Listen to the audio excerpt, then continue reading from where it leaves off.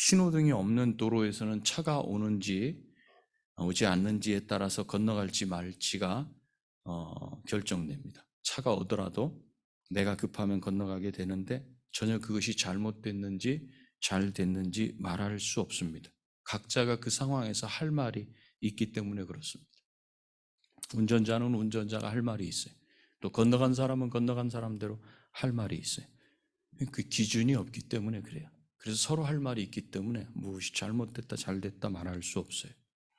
내가 말하는 게 기준이 되기 때문에 그렇죠. 그러나 신호등이 세워지면 신호등이 기준이 됩니다. 빨간불과 초록불, 그것이 내가 갈지 말지 그것을 결정합니다. 마찬가지로 신자들 안에는 해야 할 것과 하지 말아야 할 것의 기준이 율법으로 주어져 있습니다. 그런데 그 계명 앞에서 계명을 지키지 못하는 자기 자신을 보고 놀라게 되는 게 신자의 고통이고 신자의 딜레마고 그게 신자의 갈등이라는 거예요.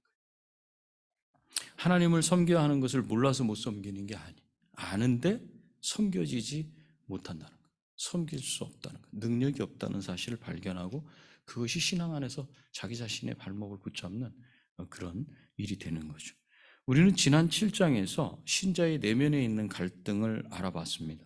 속사람은 하나님 말씀을 기뻐하고 따르려고 하는데 실제로는 내가 하나님의 말씀을 따르고 지키기보다는 도리어 죄의 종처럼 살아가는 그런 모습을 보면서 입에서 나오는 한마디가 뭔가 오호라 나는 공고한 사람이로다. 오호라 나는 비참한 사람이로다. 이 사망의 몸에서 누가 나를 건져내랴. 이게 바울의 신음이고 바울의 고백이죠. 이 절망의 외침에 대한 해결책이 그 다음에 나왔던 7장 25절이었어요. 우리 주 예수 그리스도로 말미암아 하나님께 감사하리로다. 앞에서는 난 죽겠다 이 사망의 목에서 누가 나를 건져낼까? 그런데 바로 그 다음 절에서 그 답을 얘기하고 있어요. 우리 주 예수 그리스도로 말미암아. 이렇게. 평생 죄에 얽매여서 고통 가운데 신음하며 살다가 죽음으로 끝나게 될 그 불행한 삶에서 벗어나게 하는 그 구원이 오호라 나는 죽겠다 이랬는데 바로 그 구원이 그리스도 예수 안에서 가능하다. 오직 그리스도 예수 안에서만 가능하다는 걸 아주 대조적으로 24절과 24절을 놓고 이렇게 비교하는 거예요. 이 사망의 몸에서 누가 나를 건져낼 것이냐?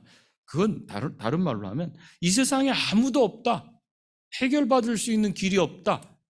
그렇게 절망을 확 선언해요. 그러고 난 다음에 25절에서 그리스도 예수 안에서 그리스도로 말미암아 내가 하나님께 감사한다. 그런즉 내 자신이 마음으로는 하나님의 법을 육신으로는 죄의 법을 섬긴다.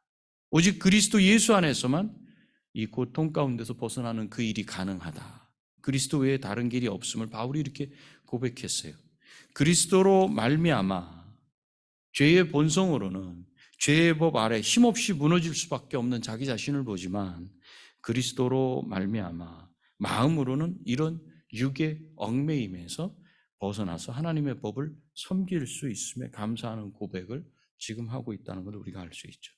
그리스도로 말미암아 신자에게 보내신 성령께서 날마다 성경을 깨달아 알게 하시고 신자의 마음을 새롭게 하셔요. 신자의 마음이 새롭게 되는 건 하나님의 말씀을 성령께서 깨닫게 해주시는 것을 통해서 이루어져요. 그 시간이 걸리고 각자가 서로 달라요. 그래서 변화되는 정도. 그래서 신자의 마음을 새롭게 하심으로 하나님의 선하고 온전하시고 기뻐하신 뜻이 무엇인지 분별하게 하셔서 세상에 섞이지 않고 분별력을 가지고 하나님을 사랑하고 순종케 하심을 찬송하는 고백을 바울이 지금 하는 거예요. 이렇게 7장은 하나님의 법을 지키려고 간절히 원하는 마음이나 의지마저도 죄 앞에 힘없이 무너져 내리는 비참함과 고통과 절망에 대해서 설명하고 있고 그 해결책이 바로 25절에 우리 주 예수 그리스도로 말미암아 하나님께 감사하리로다. 결국은 예수 그리스도를 만나게 하려는 목적이죠. 그 찬송을 마치고 나서 이제 그리스도로 말미암은 삶이 과연 도대체 그러면 어떤 삶인가? 실제로 그것이 무엇인지를 오늘 8장 1절부터 이제 쭉 밝혀져요. 8장 1절은 그러므로 이제 그리스도 예수 안에 있는 자에게는 결코 정죄함이 없다. 이렇게 선언해요. 죄의 지배 아래에 있는 인간은 율법을 지킬 수 없어서 결국 죽음이라는 정죄를 받게 돼요. 그러나 마지막 심판날에 그리스도 예수 안에 있는 자들이라면 그들은 결코 정죄함이 없다. 정죄함, 그거는 유죄 판결이죠. 유죄 판결. 유죄 판결을 받지 않는다는 거예요. 그렇다면 그리스도 예수 안에 있는 사람들이 누구예요? 도대체 6장에서 보면 그리스도의 죽음에 참여한 자들이다. 또 2절 7절에서는 아담의 타락으로 시작된 죄와 사탄의 통치에서 자유롭게 된 자들이다. 그 사람들이 그리스도 예수 안에 있는 자예요. 그리고 11절 18절 쭉 말씀하는 게 그리스도를 통해서 이루어진 하나님의 통치 안에 있는 자들이다. 하나님의 통치는요, 하나님의 다스림을 받는 사람을 하나님의 통치 안에 있다 그래요. 하나님의 다스림을 받는 사람은 누군가? 하나님의 말씀을 순종하는 거예요. 그래서 그 가운데 있는 사람들을 그리스도 예수 안에 있다. 이런 사람들에게는 마지막 날에, 심판 날에 정죄함이 없다. 즉 유죄 판결을 받지 않는다. 심지어는 육신의 연약함을 통해서 죄 가운데 들어가는 경우가 많이 있죠. 우리가 살아가면서요, 그리스도 안에 있음에도 불구하고 그런 경우가 많이 있어요. 그것으로 인해서조차도 정죄당하지 않아요. 그렇다고 6장에서 그랬잖아요. 그러면 죄를 마음대로 지어도 됩니까? 은혜를 더하게 하려고 안 된다 그랬죠. 그러면 왜 그리스도 안에 있는 자들은 마지막 날에 유죄 판결인 정죄를 당하지 않는가? 그 이유가 이제 2절부터 쭉 나오는데, 2절에 보면 이는 그리스도 예수 안에 있는 생명의 성령의 법이 죄와 사망의 법에서 너를 해방하였습니다. 아담의 후손들은요, 누구든지 죄와 사망의 법 아래에서 살고 있었어요. 죄의 지배 아래에 있는 인간은 도저히 이 죄의 세력 앞에서 힘을 쓸 수가 없었어요. 그래서 결국은 뭐 그림으로 보자면 지금 쭉 가고 있는 그 다리 끝이 끊어져 있어요. 그런데도 그리 갈 수밖에 없어요. 결국 다 떨어지는 거 밑으로. 그 길을 갈 수밖에 없었다. 왜? 돌아설 수 있는 힘이 없는 거예요. 아담의 그 후손들은 돌아설 수가 없어요. 다 그 길로 가요. 그 죽음을 향해서 걸어가고 있었어요. 그런데 하나님은 이 죄의 세력을, 이 끊어진 다리를 연결하는 그 일을 누굴 통해서 하셨는가? 그리스도 예수를 통해서 하셨어요. 하나님은 자기 아들을 죄 있는 육신의 모양으로 보내주셨어요. 그리고 죄 없으신 하나님의 아들을 죄 아래에 있는 인간들을 위한 속죄하는 제물로 삼아주셨어요. 그래서 예수 그리스도가 대신 속하시는 그 죄값으로 인해서 죄사함을 받고 의롭다고 인정받게 하셨어요. 그런데 8장에서는 이렇게 그리스도 예수께서 속죄하신 것으로 인해서 죄사함 받고 의롭다 칭함받는 칭의를 받았다고 이렇게 설명한 걸 8장에서는 뭐라고 하냐면 좀 더 확장해서 생명의 성령의 법이 죄와 사망의 법에서 너를 해방하였다 이렇게 말하고 있어요.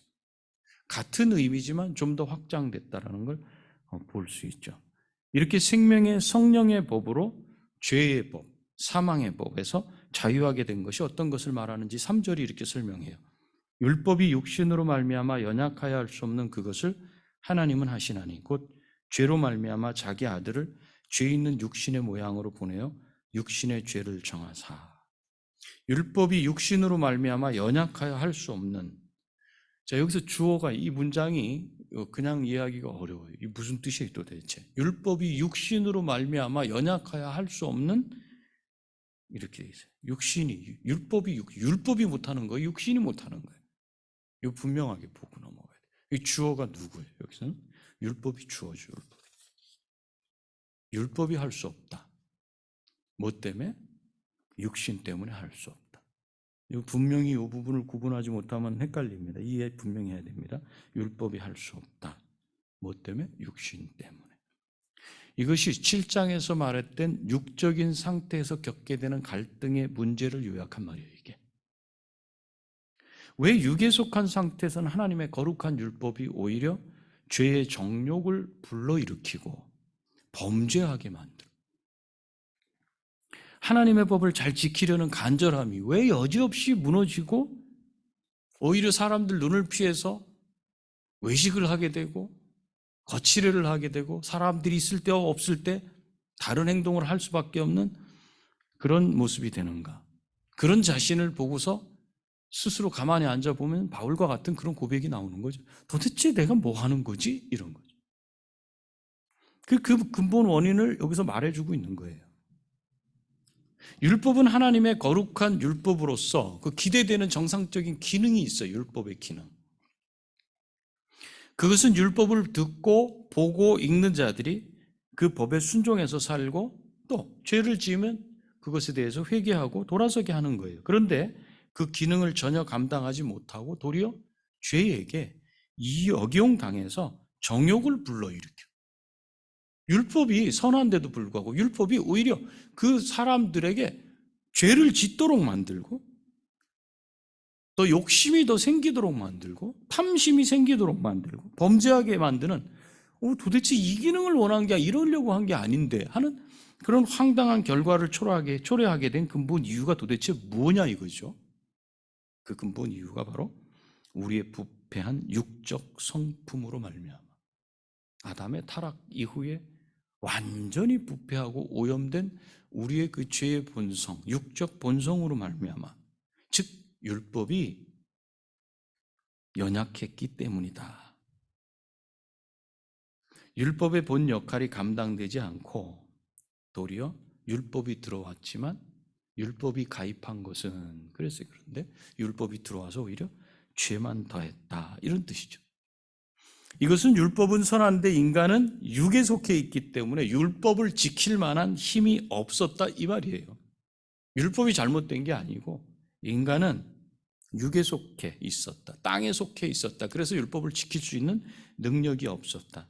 율법이 아무리 이렇게 해야 된다 저렇게 해야 된다 이렇게 말을 해도 눈이 보이지 않는, 전에 예화를 들었었죠. 눈이 보이지 않아요. 눈이 보이지 않는데 율법이 주어져 있어요. 선한 율법이. 그러니까 도대체 어디로 가란 말이에요. 율법을 잡고도 어디로 가란 말이에요. 어디로 가야 돼요 도대체. 볼 수가 없어요. 그래서 지키지 못했다는 거죠. 이렇게 율법은 우리의 육신 문제 때문에 아무런 힘을 쓰지 못하더라 이 말이죠. 그것이 7장 끝에 나오는 바울의 탄식이었던 거예요. 오라, 내가 이 비참한 자로다. 이 사망의 몸에서 누가 나를 도대체 건져낼 줄 수 있을까? 그런 탄식이었죠. 그런데 이 문제를 3절 뒷부분에서 어떻게 해결하셨어요? 그것을 하나님은 하시나니 이렇게 해놨어요. 그 비참한 그 상황을 하나님이 하신다. 어떻게 하셨냐? 곧 죄로 말미암아 자기 아들을 죄 있는 육신의 모양으로 보내어 육신의 죄를 정하셨다. 자기 아들을 육신의 모양으로 보내셨다. 육신의 모양으로 보내셨다라는 말씀을 하시는 건 예수 그리스도는 원죄에 대해서 영향을 받지 않는다는 것을 강조하기 위해서 이렇게 말씀하시는 거예요. 원죄로부터 자유로운 인간성을 취하신 것이다. 예수님이 원죄를 가지고 태어나셨으면요 대속 못해요. 제사함 받는 속죄 제물로 드릴 수가 없어요. 똑같잖아요. 예수님도 우리처럼 죄 문제를 해결해야 되니까. 그래서 여기서 육신의 모양으로 보내셨다 이렇게 표현하는 거예요. 그리고 예수님은 우리 죄인이 겪는 연약함, 고통, 슬픔을 겪고 괴로움과 슬픔을 누구보다 더 많이 겪으셨지만 죄가 없다. 이것을 말씀하려고 지금 이렇게 육신의 모양 이걸 말하는 거예요. 그래서 히브리서 4장 15절에 보니까 우리에게 있는 대제사장은 우리의 연약함을 동정하지 못하실 리가 아니요 모든 일에 우리와 똑같이 시험을 받으신 이로되 죄는 없으시니라. 그리고 육신의 죄를 정하사하라는 이 말은 그리스도의 십자가에서 그 대속적인 그 죽으심은 우리의 육적인 성품을 통해서 우리를 다스리는 그 죄까지도 완전히 정죄하셨다는 것을 그걸 그대로 말하고 있어요. 한 가지는 원죄에 대한 부분, 그 다음에 우리의 성품, 육적인 성품을 통해서 나오는 그 죄악들 있죠. 이것까지도 완전히 예수님이 뒤집어 쓰시고 다 해결하셨다는 거예요.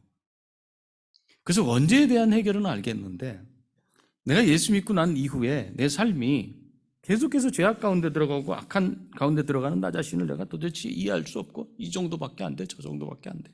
이런 것 때문에 시험에 들고 그러는데 그 부분 정죄하지 말아야 돼. 그거 하나님이 다 해결하셨다는 거예요. 죄가 요구하는 것은 죄인이 죽는 거예요. 그래서 죄는 무엇을 요구하나? 사망이 요구하는 건요.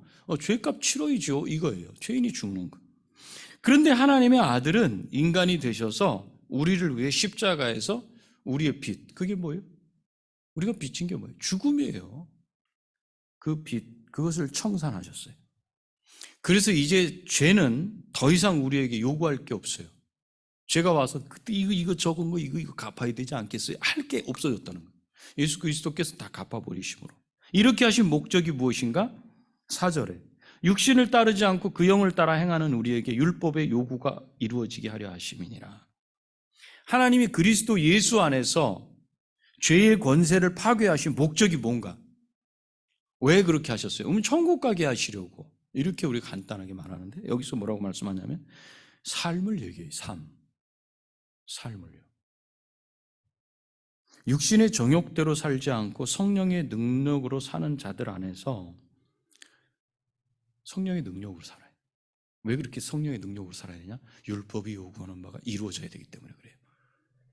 그러니까 율법이 이제 예수 그리스도를 믿는 자들에게는 더 이상 역할을 못한다 이렇게 할 수 있죠.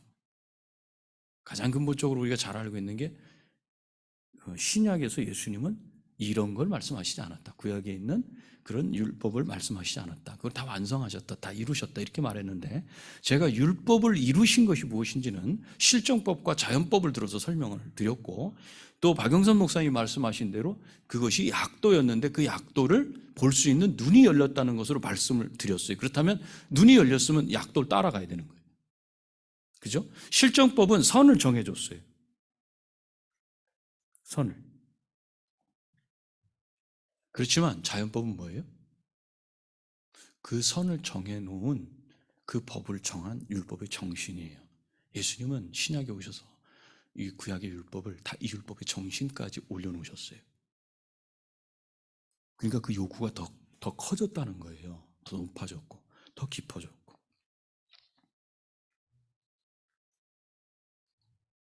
그래서 하나님이 그리스도의 육체 안에서 죄의 권세를 파괴하신 목적이 뭔가? 그것은 타락한 육신의 정욕대로 살지 않고 이제는 성령의 능력으로 사는 자들 안에서 율법이 요구하는 바 그게 다 이루어지게 하시려고 그렇게 하셨어요. 그럼 그걸 어떻게 이루시는가? 우리의 남은 시간 가운데 우리는 다 그걸 이뤄내야 돼요. 이렇게 하면 다 부담스러워요. 그죠? 좀 더 들어가 봐야 돼요.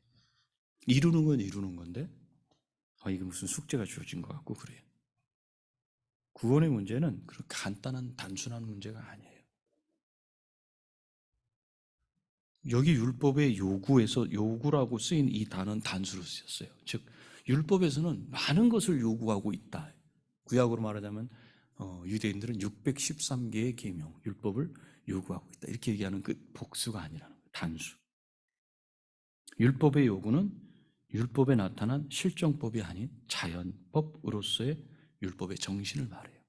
무엇을 요구하고 있는가? 율법의 정신을 요구해요. 그것은 13장에 보니까 피차 사랑의 빛 외에는 아무에게든지 아무 빛도 지지 말라. 남을 사랑하는 자는 율법을 다 이루었다. 율법을 어떻게 이룰 수 있는가? 사랑으로 이룰 수 있다. 간음하지 말라, 살인하지 말라, 도둑질하지 말라, 탐내지 말라 한 것과 그 외에 다른 계명이 있을지라도 내 이웃을 내 자신과 같이 사랑하라 하신 그 말씀 가운데 다 들었느니라. 사랑은 이웃에게 악을 행하지 아니하나니 그러므로 사랑은 뭐다? 율법의 완성이다. 율법을 이룬다. 그것은 무엇인가? 결국 사랑이다. 사랑이 율법의 완성이라. 죄의 지배 아래서는 하나님께 순종이 불가능했어요. 힘이 없어요. 그래서 바울과 같은 그런 고백을 할 수밖에 없어요. 오호라 나는 비참한 존재다. 이 사망의 몸 가운데서 누가 나를 구원하랴. 비참한 그런.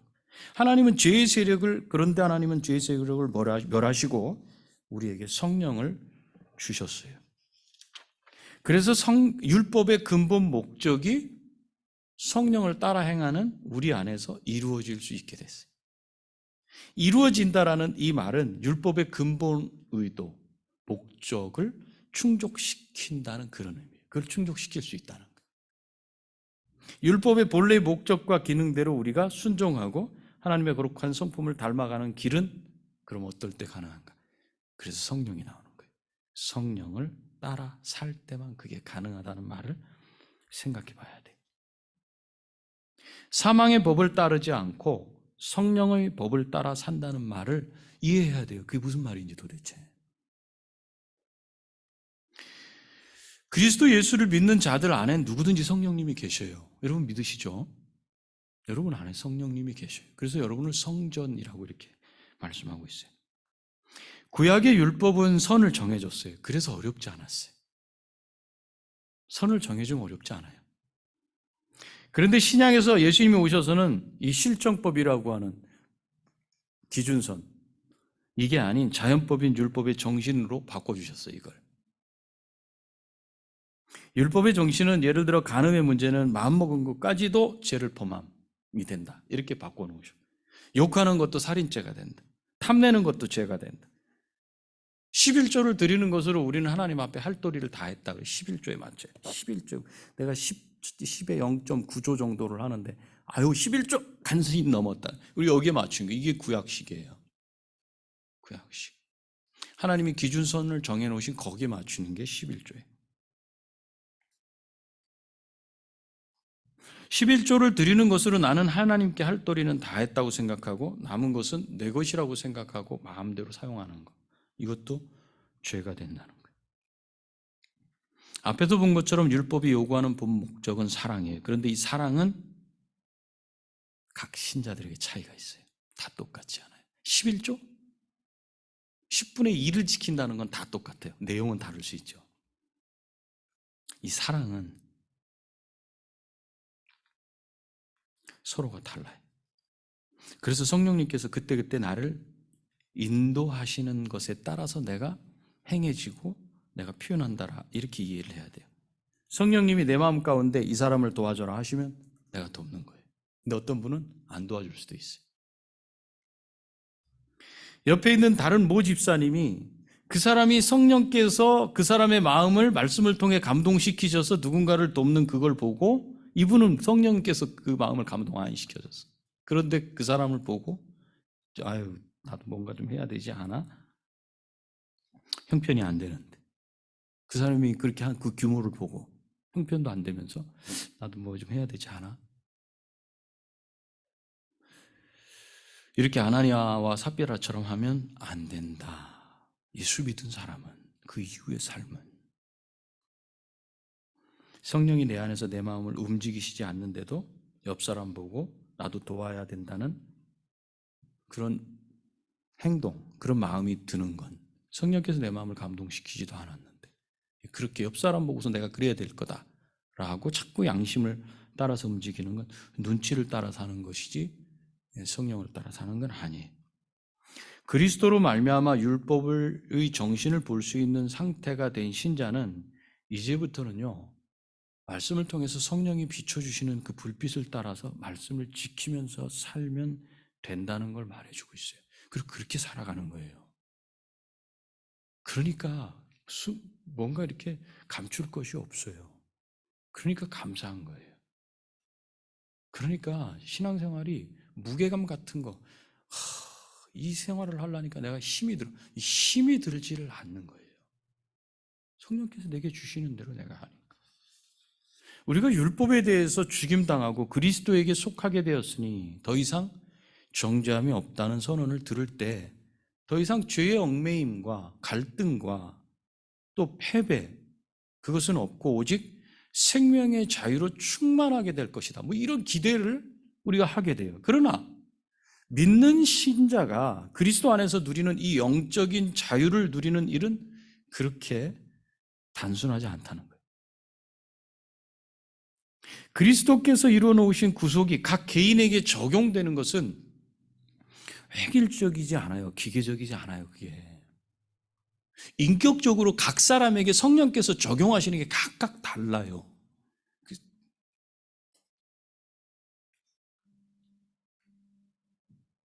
죄에서 자유하게 돼서 율법의 요구를 지키고 거룩하게 되는 건 각자에게 성령께서 말씀으로 그 마음에 역사하시는 걸 따라서 마음을 열고 믿음으로 받아들이는 인격적인 방식으로 이루어져요.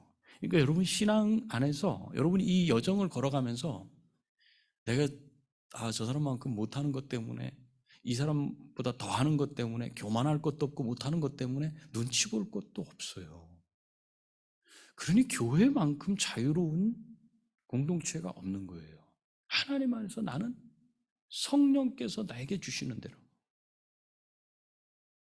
성령을 따라서 살아가는 것이기 때문에 그래요. 그렇게 하는 분을 향해서 박수 쳐주는 거예요. 그렇게 못하는 사람을 향해서 정죄하면 안 되죠.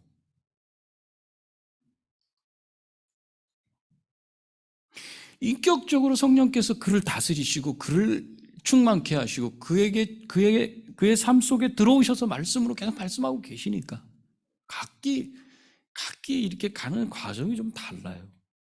속도도 다르고 그걸 인정해야 돼요. 그리스도 예수 안에 있는 사람에게는.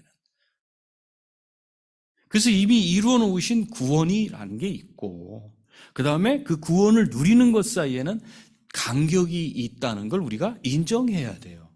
그래야 그리스도 안에 있는 신자가 자유해지고 하나님과의 관계 가운데 당당하고 신자들과의 사이에서도 비교하지 않는, 정죄하지 않는, 눈치 보지 않는 그 평안함이 있어요. 제가 그래서 샬롬 인사하잖아요. 평안하시죠? 평안이 있길 바랍니다.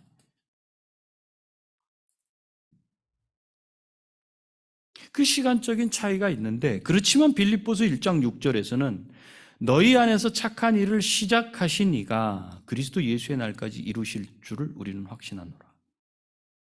시작하신 하나님께서, 구원을 시작하신 하나님께서 반드시 이 과정에 우리가 서로 이런저런 것 때문에 약하고 또 뭐 앞서거니 뒤서거니 하지만 시작하신 그리스도께서 날마다 그 목표까지 끌고 가신다.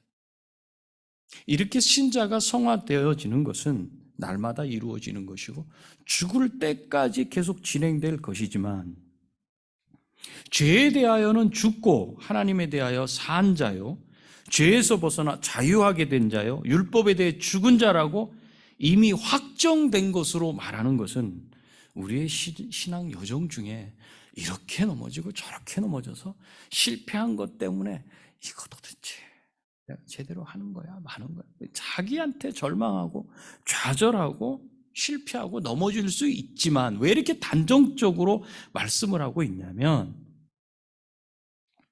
우리의 신앙 여정에서 실패할지라도 우리의 구원이 하나님의 예정하심과 선택하시고 부르신 것에 의해서 이루어지고 있고 마지막까지 절대로 변하지 않는다는 사실을 제발 알아라 야들아 이거예요. 제발 하시라는 거예요. 그걸. 그 어떤 세력이나 존재도 하나님의 우리를 향하신 그 사랑을 끊을 수 없다는 것을 믿게 하려고 단정적으로 말하면서도 과정이 있다는 걸 설명하는 거예요. 단정적으로 끝까지 내가 데리고 간다 이거예요. 그 구원을 이루게 하신다 이거예요. 그리스도께서 하신 분이 끝내신다는 거예요. 하나님이 우리를 위해서 죄의 십자가를 대신 지시고 하나님과 분리되는 아버지와 분리되는 그 고통을 감당하시고 죽으시고 사흘 만에 부활하셨는데 우리를 위해서 이 이루어놓으신 구원을 완성시키지 못하신다. 말이 안 되죠. 완성시켜야 반드시. 그러니까 단정적으로 말해요. 이미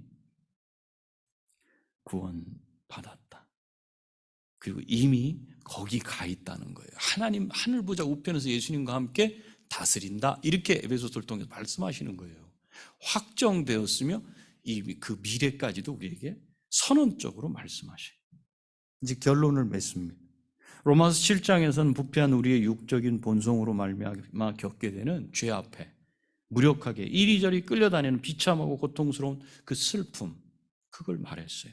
그러나 8장에 들어서면서 그리스도 안에 있는 자들, 그리스도 예수 안에 있는 자들에겐 결코 정죄함이 없다. 그 선언을 통해서 7장 마지막에서 그리스도로 말미암아 하나님께 감사하게 된 은혜, 그것이 무엇인지를 이렇게 밝혀줬죠. 그리스도 안에서 생명의 성령의 법이 죄와 사망의 법에서 우리를 자유하게 했기 때문에 그리스도에게 속한 자는 더 이상 정죄가 없다는 것이 바로 7장 25절의 감사의 이유였다는 것을 8장을 통해서 우리가 다시 확인할 수 있어요. 우리는 마지막 날에 심판당하지 않습니다. 그러나 마지막 날이 이르기 전에 각 개인에게 허락하신 신앙의 과정은 있습니다. 그건 우리가 각자 걸어가야 돼요. 아무도 대신 못 걸어가요. 여러분의 자녀들이 이 길을 잘 걸었으면 좋겠죠. 우리가 할 수 있는 기도밖에 없어요.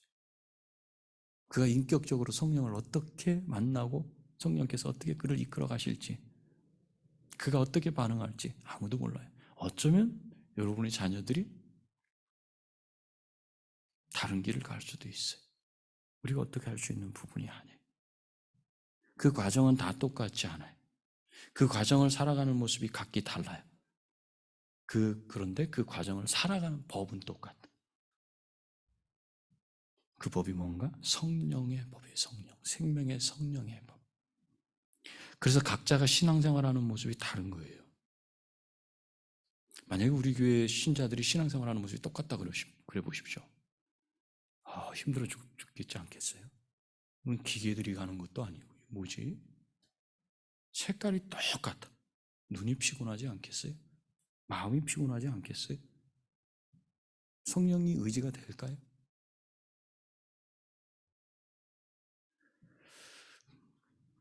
왜 우리 신앙생활하는 모습이 다른가? 성령께서 그때그때 나를 어떻게 인도하시는가? 거기에 따라 달라지기 때문에 그래요.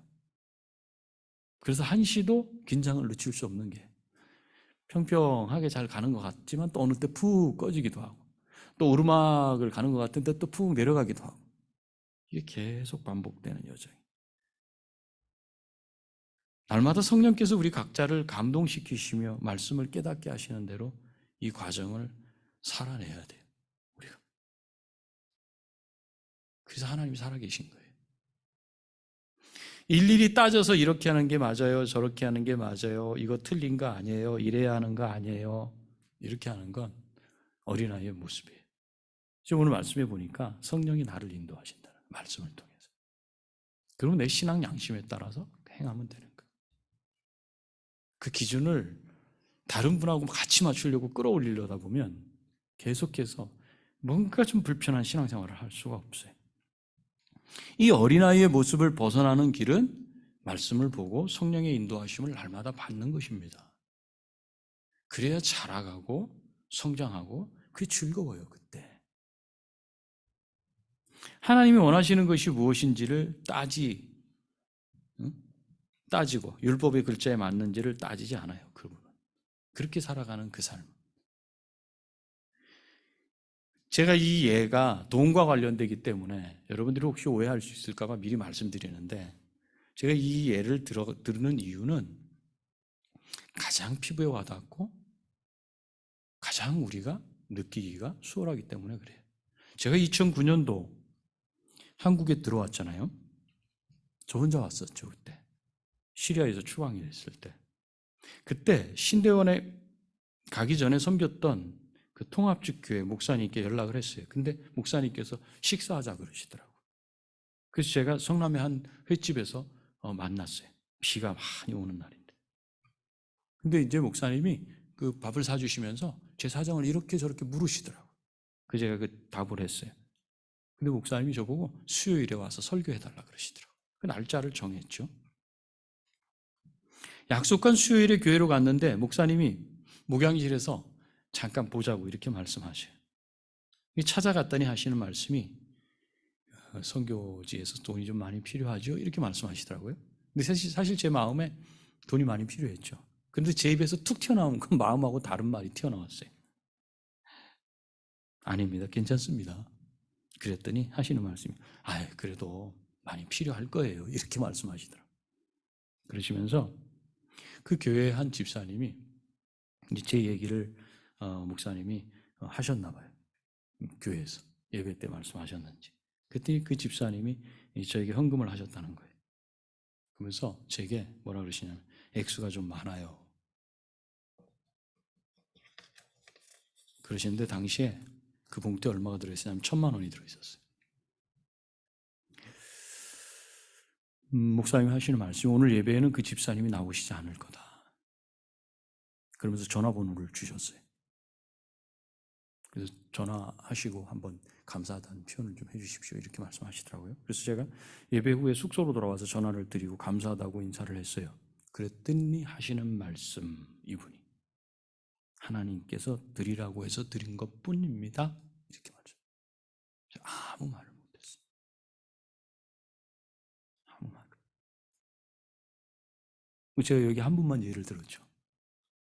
제가 선교지에 있는 10년 동안에 제 주변에는 이런 분들이 엄청나게 많았어요. 무슨 원리지? 이분들은 어떻게 신앙생활을 하는데 이렇게 할 수 있지? 이 집사님은 제가 얼굴도 본 적이 없는 분인 것 같은데 이렇게 했어요. 시간이 지나면서 이렇게 하는 분들을 제가 만나면서 보니까 성령께서 인도하시는 대로 행하시는 거구나. 성령께서 그 마음에 그렇게 하시면 이분들은 그걸 거절하지 않고 그렇게 하는구나.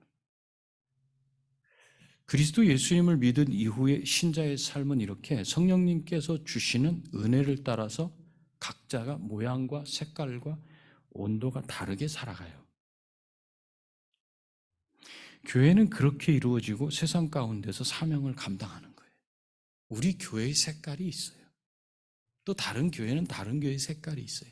이 색깔들이 지역사회 가운데서 아름답게 모양을 만들어내는 거예요. 그리스도 예수님을 믿기 전에는 정해진 선을 지키려고 애쓰며 살아도 바둥바둥대는 삶이었다면 예수 그리스도를 믿은 이후의 삶은 성령께서 주시는 은혜를 따라서 각자의 그릇대로 섬기며 기쁨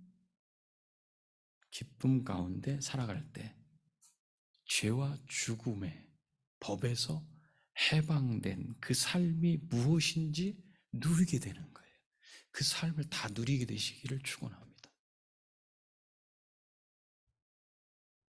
이것이 율법의 요구인 사랑을 온전히 이루며 하나님을 기쁘시게 하는 삶인 것을 우리 각자가 인정하고 믿고,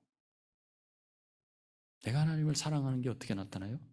하나님이 내 안에 내 마음으로 깨닫게 하시는 대로 내가 그대로 그렇게 하는 거예요. 그대로 그렇게 살아가는 거예요. 다른 사람을 위해 짐을 지어주는 거예요. 헌신을 하는 거예요. 하나님 사랑 때문에. 이것이 사랑으로 나타나요. 그래서 이 율법의 요구인 사랑을 온전히 이루고 하나님을 기쁘게 하는 그 삶인 것을 우리가 아시고 각자에게 말씀을 통해서 주시는 은혜를 따라 기쁨 가운데 행하시며 남은 신앙 여정을 아름다운 모습으로 우리 각자에게 달리게 하시는 그 색깔대로 달려가시는 저와 여러분이 되시기를 원하고 축복합니다. 우리 기도하시겠습니다. 기도하시고 우리 주님 가르치신 기도로 마칩니다. 좋으신 아버지, 우리에게 죄 가운데서 자유함이 없고 사람의 눈치를 보고 이 사람 저 사람 생각하고 그 무거운 짐을 지며 살아가던 그런 율법화에 있었던 바울의 고백, 이스라엘 백성들의 율법화에서 지친 그 모습, 또 우리 안에서도 여전히 믿음 안에 있다고 하지만 여전히 자유함이 없던 그 삶 속에 숨통이 트이도록 그리스도 예수 안에 있는 자에게는 이제 정죄함이 없다. 사망의 생명에서 해방하여 성령의 생명의 성령의 법 가운데로 이동됐다 라고 말씀하시는 주님의 그 말씀 우리가 오늘 듣습니다. 주님이 이 땅에서 성령께서 이제 우리에게 살아가라고 허락하신 그 삶의 여정 속에 주님이 각 신자에게 각 그릇대로 성령께서 요구하시고 가르치시고 지시하시는 대로 따라서 아름다운 색깔을 내며 모양을 내며 각자의 온도대로 함께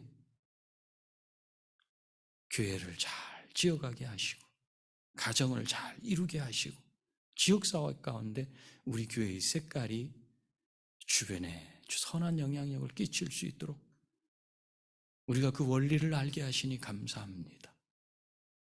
우리를 구원하셔서 우리의 남은 여정 내 힘과 내 능력이 아니라 율법의 기준선을 겨우 통과하는 그것에 맞춰서 하는 것이 아니라 성령께서 내 안에 내 마음에 주시는 대로 말씀을 깨닫게 하시는 대로 감동시키시는 대로 그렇게 살아갈 수 있는 세상이 놀랄 그런 믿음을 우리에게 주신 것 감사합니다. 우리 남은 여정 이 삶을 아름답게 살아내서 주님을 기쁘시게 하며 반드시 이 일을 시작하신 주님께서 목표지까지 우리를 데리고 가실 것을, 그래서 구원을 이루실 것을, 우리를 성화되게 하실 것을, 거룩하게 예수 그리스도를 닮아가게 하실 것을 믿는 믿음 안에서 우리가 이 삶의 여정 잘 감당하도록 도와주시옵소서. 예수님의 거룩하신 이름으로 기도합니다. 아멘.